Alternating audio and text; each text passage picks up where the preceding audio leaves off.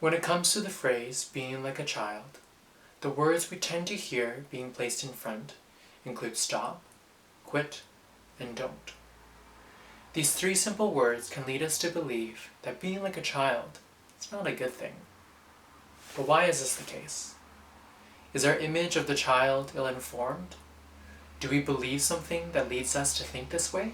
We were all children at one point in time, and naturally, as children, we engaged, understood, and received the world differently compared to that of an adult. But why is it that being like a child seems to have this negative connotation? Was there anything inherently negative with the ways that we engaged, understood, or received the world?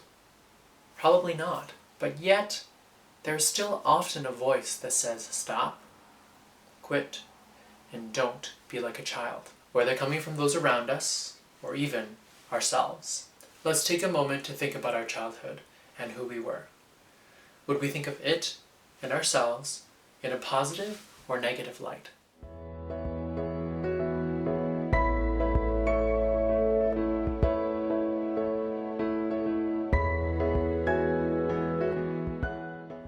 When I was in school, I thought that I would sit in class and listen to my professors teach me what it meant to be a teacher. But before we got into the theory, curriculum, and do's and don'ts of becoming a teacher, my professors led us inward, guiding us to think of our childhood and the memories we had of it, both good and bad. Personally, I had to do a bit of digging.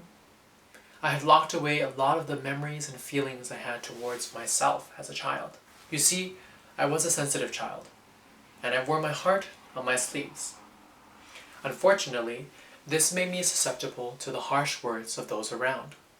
Words that often fell along the lines of, grow up, don't be such a child. And so, I did what I could to not be like a child, trying to grow up faster than my age would allow.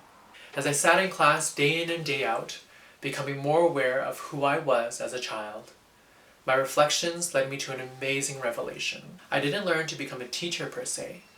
Rather, I came to see and welcome the children in front of me as myself. In arriving at this place, I was able to listen, participate, and guide, not simply with my head, but with my heart. I noticed their curiosities. What little things made their hearts feel full? What aspects of their lives made them wonder? And ultimately, how I could participate in these moments.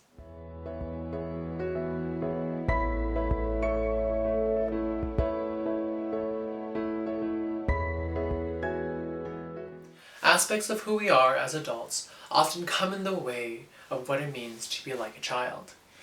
Our efficiency, pride, selfish ambition are only some of the things that blind us from the authenticity and wonder that comes with being like a child. Now, I'm not implying that being an adult is a bad thing, or that we should abandon the things that make us so.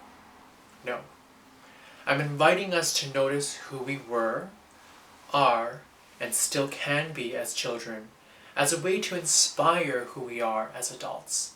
With this inspiration, we shift from at times being rigid, conformed, dominating, instead to become active participants in the lives of children, and allowing the child within us to watch, think, be. We reacquaint ourselves with the authenticity and wonder of being like a child. This process transforms our relationships with children because we've taken the time to relate to the child within us.